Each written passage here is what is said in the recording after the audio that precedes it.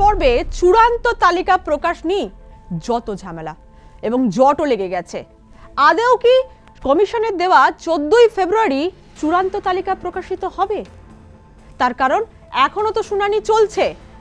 14ই ফেব্রুয়ারি আদৌ চূড়ান্ত তালিকা প্রকাশিত হবে কিনা তা নিয়ে কিন্তু প্রশ্ন থেকে যাচ্ছে, কিন্তু কমিশনের দাবি 14 তারিখের মধ্যেই প্রকাশিত হওয়ার সম্ভাবনা রয়েছে। কিন্তু কি হবে পরবর্তী পরিস্থিতি, সেই সমস্ত নিয়ে আমরা আলোচনা করব এবং আপনাদের কয়েকটা প্রশ্নের আজ আমরা উত্তর দেব। আমাদের সঙ্গে রয়েছে নাজিয়া, তাই তো? চূড়ান্ত তালিকা নিয়ে কিন্তু গোলমাল বেঁধেই গেছে, আদৌ কি হবে নাজিয়া? প্রথম দিন থেকে একটা প্রশ্ন যে এসআইআর এবং এসআইআর এর যে চূড়ান্ত তালিকা সঠিক সময়ে প্রকাশিত হবে কিনা সেই নিয়ে কিন্তু মানুষের মনে মনে অবশ্যই প্রশ্ন, এবং বারবারই একটা সূত্র মারফত যেটা জানতে পারা গেছে চূড়ান্ত তালিকার ডেট পরিবর্তন করতে চলেছে। হ্যাঁ, হাওয়ায় ভাসছিল একটা কথা যে হয়তো ফেব্রুয়ারির লাস্ট উইকে চূড়ান্ত তালিকা প্রকাশ 25 তারিখ কিংবা 26 তারিখ সেটা হয়ে যাবে এরকম একটা শোনা যাচ্ছিল। কিন্তু কমিশনের তরফ থেকে লাস্ট যেটা আপডেট আমরা শুনতে পেরেছি সেটা হচ্ছে যে 14 তারিখই কিন্তু এখনো পর্যন্ত সময় বেঁধে দেওয়া হয়েছে। 14 তারিখই কিন্তু সেই চূড়ান্ত তালিকা প্রকাশিত হতে পারে। 27শে অক্টোবর থেকে এই দিন ঘোষণা হয়েছে এসআইআর এর। তারপর থেকে সমস্ত প্রক্রিয়া চলছে। প্রথমে এনুমারেশন ফর্ম ফিল আপ, সেটা জমা, খসড়া তালিকা প্রকাশ, তারপরে শুনানি পর্ব।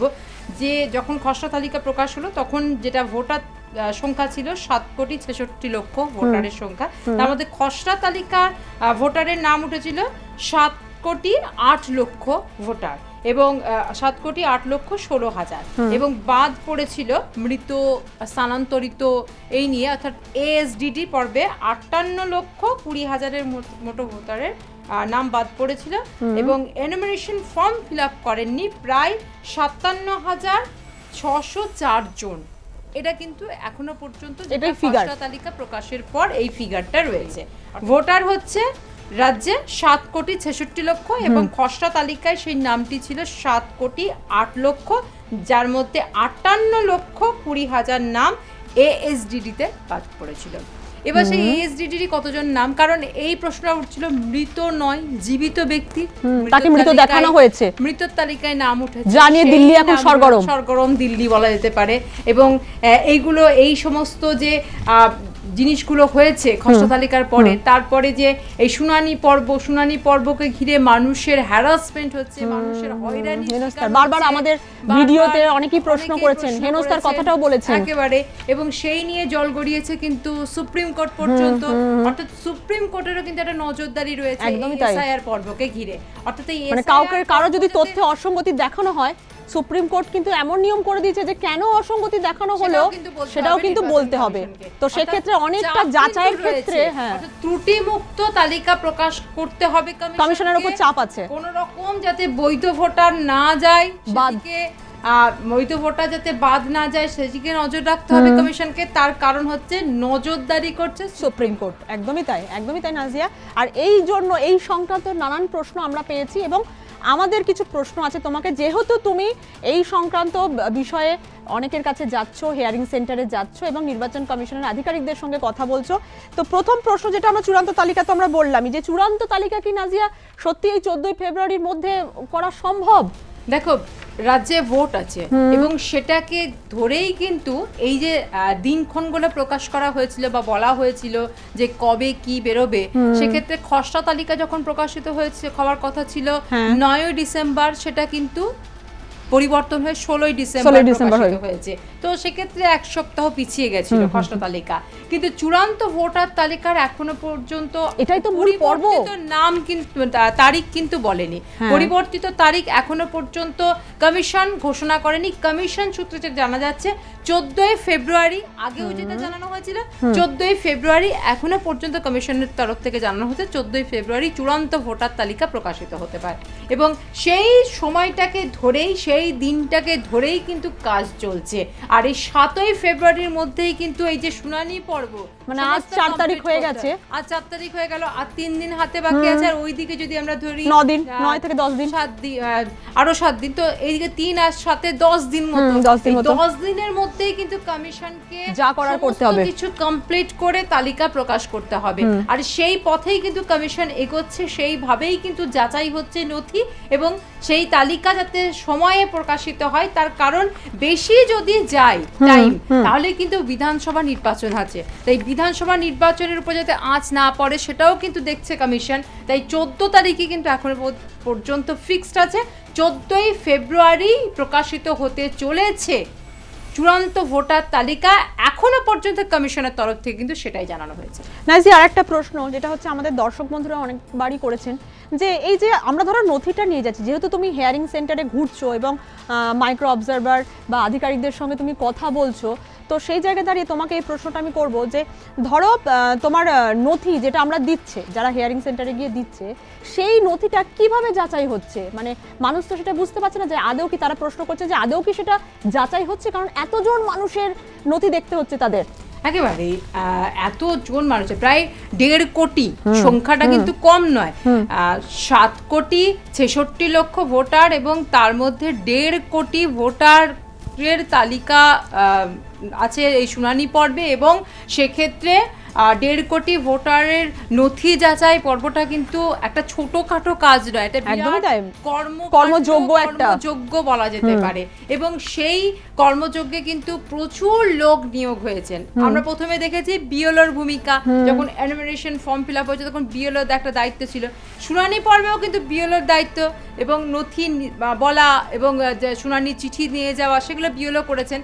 তারপরে যখন নথি নিয়ে যাচ্ছেন, যাদেরকে শুনানি পর্বে ডাকা হচ্ছে, তারা গিয়ে নথি জমা দিচ্ছেন ইআরও, এই ইআরওর কাছে জমা দিচ্ছেন। তাদের কাছে নথি জমা দেওয়ার পরে সেই নথি যাচাই করছেন কারা?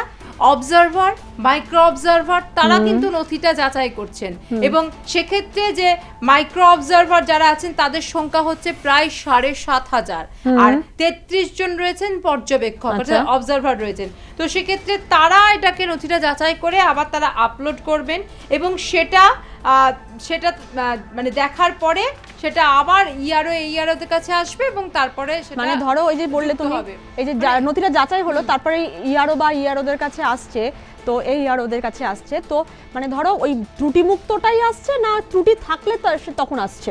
ত্রুটি যদি থাকে সেখানে রেড মার্ক দিয়ে দেওয়া হচ্ছে বলে যেটা সূত্র মারফত জানা যাচ্ছে, যে কারণ নথিতে যদি কোনো রকম অসঙ্গতি বা সন্দেহ হয় তাহলে কিন্তু সেই ব্যক্তির হয়তো পাশে রেড চিহ্ন দিয়ে দেওয়া হবে বা কোনো মার্ক করে দেওয়া হবে, সেক্ষেত্রে সার নথি আবার পুনরায় যাচাই হবে, আবার তাকে হয়তো নথি দিতে ডাকা হবে। সেই জন্য শোনা যাচ্ছে না বারবার ডাকা, একাধিকবার ডাকা হচ্ছে কেন? কোনো হয়তো গন্ডগোল হচ্ছে কোথাও, নথিতে হয়তো সন্দেহ হচ্ছে, তাহলে সেই মানুষটাকে আবার ডাকা। আরেকটা যেটা হচ্ছে না, যে প্রশ্নটা আরেকটা করব, যে অনেকেই বলছেন যে ধরো কারোর 6টা সন্তান, কারোর 4টে সন্তান, এদের বেশি হ্যারাসমেন্টটা হচ্ছে, এনাদের বেশি দেখা যায় আদৌ কি? কারণ কি, যেহেতু আমরা অনেক খবরই করেছি যে বাবা সাজিয়ে ভোটার কার্ড তৈরি, তো সেই ক্ষেত্রে যদি বৈধ সন্তানও হয় 6-7টা, তাদেরকেও ডেকে পাঠানো হচ্ছে। একেবারে কমিশনের বক্তব্য হচ্ছে যে এই যে 6টা সন্তানের বেশি, বহু ক্ষেত্রে তাদের কাছে এমন অভিযোগ এসেছে যে তাদের সেই ব্যক্তি, সংশ্লিষ্ট ব্যক্তির 6টা সন্তান নয়, তবুও তার 6টা সন্তান বলে তাকে ডাকা হয়েছে। তো সেক্ষেত্রে কমিশনের বক্তব্য হচ্ছে যে এই যে 6টা সন্তান বা 7টা সন্তান, এখানে কিন্তু একটা ভুলভুলাইয়া, মানে জিনিসটা হচ্ছে যে কাউকে বাবা সাজানো হয়েছে, বা কেউ হয়তো সেরকম দেখতে কারো বাবার মতো বয়সের সঙ্গে বেশ মিলে যাচ্ছে, সবকিছু ঠিকঠাক, তার বাবা সাজিয়ে দেওয়া হয়েছে, নামটা তার সন্তান বলে লিখে দেওয়া হয়েছে। এই রকম ধরনের কিছু প্রমাণ নাকি কমিশন পেয়েছে, এমনটা কমিশন, আমরা খবরও করেছি, অনেকবার দেখিয়েছি। সেই জন্যই কিন্তু কমিশনের তরফ থেকে এই 6টা সন্তান বা তার বেশি সন্তান হলে তাদেরকে ডাকা হচ্ছে। এক্ষেত্রে একটা প্রশ্ন উঠছিল যে সংখ্যালঘু বা মুসলিমদেরকে টার্গেট কেন করা হচ্ছে। কমিশনের কাছে এই প্রশ্নটাও কিন্তু বারবার ফিরে গেছে। কমিশনের বক্তব্য হচ্ছে না, যেখানে মানুষের যেখানে যে সংখ্যাটা বেশি সেখানে সেই সংখ্যার মানুষের এরকম ধরনের ডাকা হচ্ছে। এখানে কমিশনের খাতাতে কোথাও লেখা নেই যে এ মুসলিম, এ হিন্দু বা এইভাবে তাকে ডাকা হবে, সেক্ষেত্রে নয়।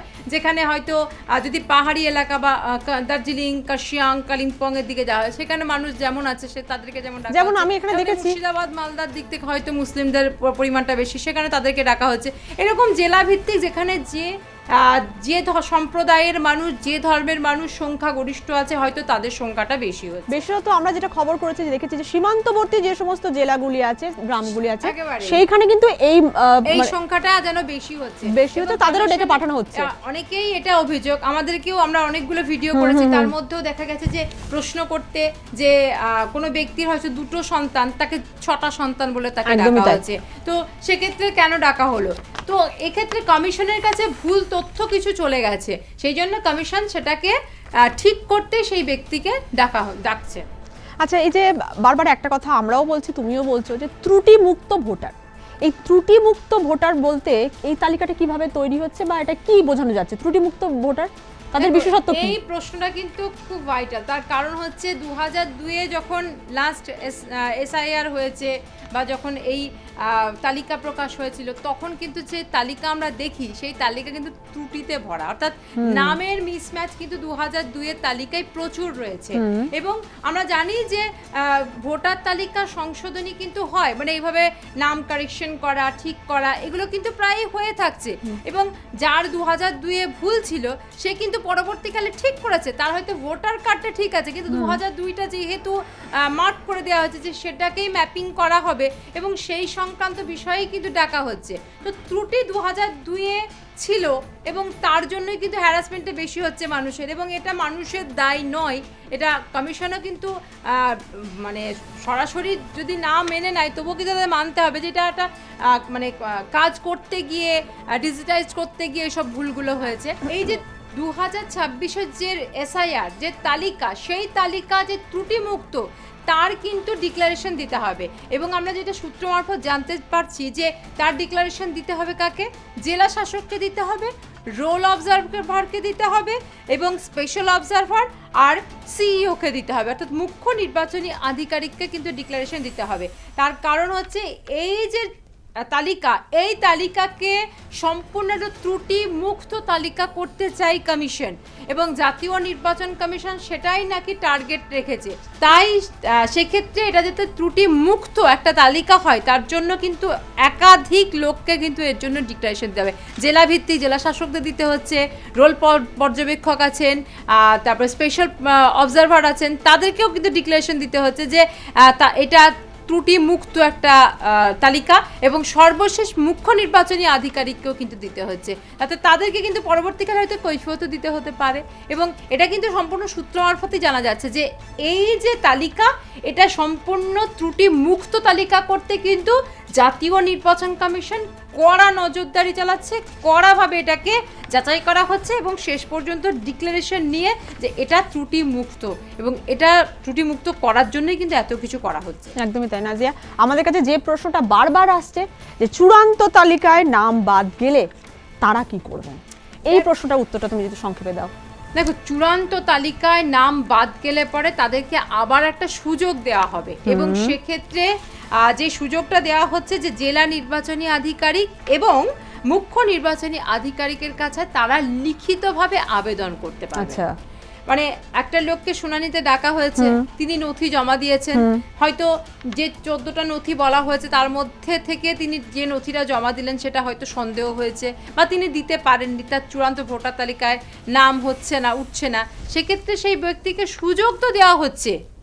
প্রশ্নটা হচ্ছে সুযোগ দেওয়ার পরেও কি তার চূড়ান্ত যে তালিকা প্রকাশিত হবে সেই তালিকায় তার নামটা থাকবে কিনা। তার কারণ হচ্ছে যে নথি সে আগে জমা দিয়েছে, সেই নথি যদি সে পরবর্তীকালে জমা দেয়, তাহলে কি হবে? তাহলে কি নামটা উঠবে? কমিশন কি অন্য কোনো চিন্তা ভাবনা করছে? আরো কি নথির পরিমাণ বাড়াতে পারে কমিশন?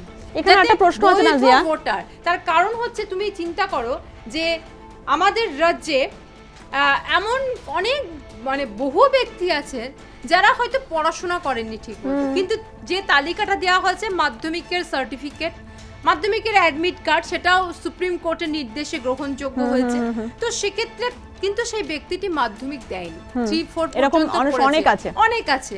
সে হয়তো নিজের জমি নেই, তার সে হয়তো ভাগ চাষি, সে অন্যের জমিতে কাজ করে, অতএব তার নামে কোনো জমি নেই, দলিলও নেই তার নামে। সেই ব্যক্তি কোনোদিন রাজ্যের বাইরে কি তার গ্রামের বাইরে যায়নি, দেশের বাইরে যাওয়া দূরের কথা, তার কাছে কোনো রকম পাসপোর্ট নেই, তা যে নথিগুলো বলা হয়েছে সেখানে তো দলিল, সেখানে তো সার্টিফিকেট মাধ্যমিকের, সেখানে বলা হয়েছে পাসপোর্ট, সেই ব্যক্তিটার কিছুই নেই। এখানে একটা কথা বলার আছে না জিয়া, করবে এখানে একটা কথা বলার আছে যে ধরো তুমি যাদের কথা বলছো আজকে না বর্তমান সমাজের কাছে তারা শিক্ষা নিচ্ছে, তারা বাইরে যাচ্ছে বা পড়াশোনা করার জন্য তাদের এই সমস্ত নথির দরকার হয়, ফার্স্ট কিন্তু আমাদের আগে আমাদের প্রজন্ম আগে, তার প্রজন্ম আগে, আমার দাদুদের আগে, তাদের কাছে তো এই নথি এতটা ইম্পর্টেন্ট ছিল না। নথি মানুষ অত চিন্তা, যার আজকে 60 বছর বয়স, যার আজকে 70 বছর বয়স, তার সময় তো এই নথিগুলোর এত ইম্পর্টেন্স ছিল না, তাই তো? এত ইম্পর্টেন্স আর এত চিন্তা ভাবনা কোনোদিন করেছে? নথিগুলো এভাবে রেখে দিতে হবে। আজ থেকে 50 বছর আগেকার নথি রেখে দেবে। হ্যাঁ, যার জমি আছে, দলিল পত্র, সে হয়তো রেখে দিয়েছে, কিন্তু বহু মানুষ আছে যাদের নিজেদের জমি নেই, যারা অন্যের জমিতে কাজ করে, তারা কি করবে? খেটে খাওয়া মানুষ, দিন আনা দিন খাওয়া মানুষ, সে কি করবে? সেক্ষেত্রে কমিশন কি আরো কিছু ভাবনা চিন্তা করবে? চূড়ান্ত তালিকার পরেই হয়তো সেগুলো বোঝা যাবে। আমার এখানে একটা কথা আছে না জিয়া, যে ধরো আমাকে হিয়ারিং এ ডেকেছে, আমার ত্রুটি পেয়েছে বলে হিয়ারিং এ ডেকেছে, এরপর আমার যদি ত্রুটি থাকে আমি গেলাম সেখানে কথা বললাম, এরপর যেটা দেখা যাচ্ছে যে আমি যেটা দিলাম কমিশনের সূত্র মানে দেওয়া তথ্য অনুযায়ী আমি সেটা দিলাম, সেটাও যথেষ্ট নয় বলছে। হ্যাঁ, একেবারে। আমি কোথা থেকে পাবো কাগজ? কোথা থেকে পাবে কাগজ? তাহলে সেই মানুষটা কি করবে? এই যে বেঁধে দেওয়া হয়েছে কতগুলো নথি, সেই নথির মধ্যে কোনো ব্যক্তি যে পুরুলিয়ার একটা প্রত্যন্ত গ্রামে আছে, যে হয়তো এসটি, কিন্তু তার বয়স এখন 70, সে এসটি সার্টিফিকেট করেনি বা এসসি সার্টিফিকেট করেনি, সেই ব্যক্তিটাকে হিয়ারিংয়ে ডাকা হয়েছে তার নথি দিতে, সে নথি দিতে পারছে না, কিন্তু ছেলে মেয়েদের আছে। এবার ছেলে মেয়েদের থাকলে কি বাবাকে নিতে পারবে? একবার কিন্তু কথা হয়েছিল যে বাবাকে, ছেলে মেয়েদের দ্বারা বাবাকে করা হোক। বিভিন্ন সময় বিভিন্ন কথা বলা হয়েছে কমিশনের তরফ থেকে, সময়ে সময়ে কমিশন তাদের মত চেঞ্জ করেছে, পরিবর্তন করেছে, এই নিয়েও কিন্তু মানুষ বিভ্রান্ত হয়েছে। কিন্তু এই যে চূড়ান্ত তালিকায় নাম না থাকলে আরো একটা সময় দেবে, হয়তো 1 সপ্তাহ, 10 দিনে সে কি আর নথি নিয়ে আসবে, কিন্তু সেই সময়ের মধ্যে সেই ব্যক্তি, যে ব্যক্তিটার নাম নেই, সেই ব্যক্তিটি কি লিখিতভাবে আবেদন জানাতে পারবে? সেটাও তো তাকে বুঝতে হবে। এক্ষেত্রে শুনানির চিঠি নিয়ে গেছে বিওলো, বাড়িতে এসে নিয়ে গেছে, বাড়িতে এসে, সেক্ষেত্রে চূড়ান্ত তালিকায় নাম নেই ব্যক্তিটার, তো সেই ব্যক্তিকে কি বিওলোই গিয়ে বলবে যে আপনার চূড়ান্ত তালিকায় নাম নেই, আপনি এইভাবে লিখুন? জেলা নির্বাচনী আধিকারিককে যে স্বাক্ষর করতে পারে না, বা মুখ্য নির্বাচনী আধিকারিকের কাছে, সে নাকি চিঠি লিখবে জেলা শাসকের কাছে। তার মানে কি, যে বয়স্ক লোকটার বয়স, যে লোকটার বয়স এখন 75 বছর, তার নামটা উঠলো না, তাকে আবার কিন্তু সেই দৌড়া হেঁচড়ে করতে হবে, তাকে জেলা নির্বাচনী আধিকারিকের কাছে যেতে হবে, তাকে মুখ্য নির্বাচনী আধিকারিকের চিঠি লিখতে হবে, নিজে না লিখতে পারলে তাকে অন্যের কাছে হাত পাততে হবে। এই জিনিসগুলো কিন্তু, প্রশ্নগুলো কিন্তু উঠছে। কমিশন কি চিন্তা ভাবনা করছে সেটা অবশ্যই কমিশন করবে, এবং কমিশন এই চূড়ান্ত তালিকার পরে যে কটা নাম যদি বাদ যায়, যাদের নাম না থাকবে, তাদের বিষয়ে কি নতুন কোনো পথ অবলম্বন করবে, নতুন কোনো নথি বলবে, এটাও কিন্তু দেখার। সেটা অবশ্যই চূড়ান্ত তালিকার পরেই জানা যাবে। তবে একটা বিশেষভাবে আবেদন তারা করতে পারবেন, এটা কিন্তু কমিশন সূত্রে আমরা জানতে পেরেছি, এবং যেটা হচ্ছে যে তারা জেলা নির্বাচনী আধিকারিক বা মুখ্য নির্বাচনী আধিকারিকের কাছে তারা আবেদন করতে পারেন, এবং সেই আবেদনের পরিপ্রেক্ষিতে সেই ব্যক্তির নামটা উঠবে কি না সেটাও কিন্তু একটা প্রশ্ন, এবং হয়রানি যে হবে সেটাও কিন্তু বলা যায়, যে তাকে 2-3 বার যেতে হয়েছে হয়তো হিয়ারিং সেন্টারে, সেখানে তার নথি বলা হয়েছে এই নথি যথেষ্ট নয়, সেই নথি চলবে না, সেই নথি নিয়েই তাকে আবার যেতে হবে নাম না থাকলে নাম তুলতে, এবং সেই নথি কি গ্রাহ্য হবে? এই প্রশ্ন কিন্তু একাধিক প্রশ্ন আছে, যার উত্তর অবশ্যই পরবর্তীকালে হয়তো নির্বাচন। এখানে একটা জায়গায় বলবো যে আমরা এই যে বলছি হয়রানি হেনস্থা, অবশ্যই অনেকেই বলছেন যে আতঙ্ক তৈরি করবে না দয়া করে, অবশ্যই আমরা কিন্তু আতঙ্ক তৈরি করছি না, যেটা বাস্তব সেটা বলছি। এখানে যেটা আমরা করতে পারি যে আতঙ্কিত না হয়ে, দেখুন আমাদের তো পরিস্থিতির মোকাবিলা করতেই হবে, তাই আতঙ্ক অবশ্যই থাকবে, কিন্তু এই আতঙ্কের মধ্যে থেকেও আমাদের কিন্তু লড়ে যেতে হবে যে আমরা এখানকার বৈধ ভোটার এবং আমাদের ভোটটা দিতে হবে। তার জন্য যতদূর যাওয়া যায় আমরা কিন্তু পারি, অবশ্যই আমাদের মধ্যে সেই ক্ষমতাটা আছে, তাই তো নাজিয়া? আতঙ্কিতটা হবে না। যে কথাগুলো বলছি, যে কথার মধ্যে কিন্তু যদি খুব ভালো করে শুনেন আপনারা, তাহলে কিন্তু দেখতে পাবেন যে আমরা কিন্তু পথটা বলার চেষ্টা করছি, মানে যে জিনিসটা সমস্যা হতে পারে বা পড়তে পারেন, তার কিন্তু একটা পথ সেই সমস্যা থেকে বেরোনোর, সেটাও কিন্তু আমরা কথার মধ্যে বলছি। তাই যদি আপনারা শোনেন কথাগুলো যে আমরা কি বলছি এবং সেই অনুযায়ী যদি কাজ করেন, তাহলে অবশ্যই আপনাদের লাভ হবে এবং এটা আতঙ্কের জন্য নয়, এটা বাস্তব পরিস্থিতি। সেই সচেতনতা বৃদ্ধি করার জন্য, সচেতনতা বৃদ্ধির জন্য, যে হয়তো কমিশনের, আপনারা হয়তো অনেকেই আছেন যারা পেপার পড়েন না কিন্তু মোবাইল স্ক্রল করতে করতে হয়তো দেখছেন তারা জিনিসটা, তারা হয়তো এইটা দেখে বুঝতে পারবেন যে হ্যাঁ যদি এরকম সমস্যা হয় তাহলে এই একটা পথ আছে, সেখানে গিয়ে কিন্তু সমাধান আপনারা করতে পারবেন। আর সেই চেষ্টাটাই কিন্তু আমরা করছি। আমরাও চাই যে কোনো সাধারণ মানুষ যারা বৈধ ভোটার তাদের কোনো রকম যাতে হ্যারাসমেন্ট না হয় এবং তাদের যাতে কিছুটা হলেও সাহায্য করতে পারি। তাই আমি এবং স্বাগতা দুজনেই কিন্তু এই ভিডিও করার চেষ্টা করছি এবং অবশ্যই কমিশন সূত্রের কিছু খবর যেটা আমাদের কাছে আসছে সেটাই আমরা বলার চেষ্টা করছি আপনাদের। অতএব আপনাদের যদি কোনো প্রশ্ন থাকে, আপনারা হয়তো বাড়িতে আছেন, তারা সরাসরি কমিশনের দপ্তরে যেতে পারছেন না বা আধিকারিকদের সঙ্গে কথা বলতে পারছেন না, এমন মানুষের সংখ্যাটা তো বেশি, তাই তাদের যদি কোনো প্রশ্ন থাকে অবশ্যই আমাদের এই ভিডিওর নিচে আপনারা কমেন্ট করতে পারেন। আমরা চেষ্টা করব নাজিয়ার মাধ্যমে, নাজিয়া সেই প্রশ্নগুলো নিয়ে বিভিন্ন আধিকারিক এবং যারা আছেন এই দায়িত্বে তাদের সঙ্গে কথা বলে সেই সমস্যার সমাধান দেওয়ার আমরা চেষ্টা করব। অতএব আজ এই পর্যন্ত, এর পরবর্তী ভিডিওর জন্য অপেক্ষা করুন। নমস্কার।